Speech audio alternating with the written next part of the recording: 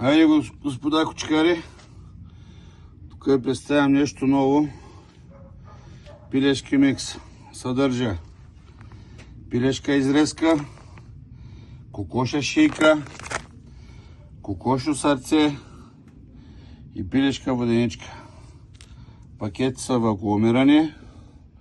Още са охладени, защото ги правим днеска. Ще замръзят. Килограми 100, максимум килограми 200. На много хубава цена. В момента за жегите мисля, че това е идеалната храна. Повтарям, пилешки месца, кътчета, кокоша шийка, 3-4 броя. Само месото е около 500 грама, шийката е към 200 грама, 200 грама воденичка и около 200 грама сърца. Компактно, прясто, вакуумирано и лесно за съхранение.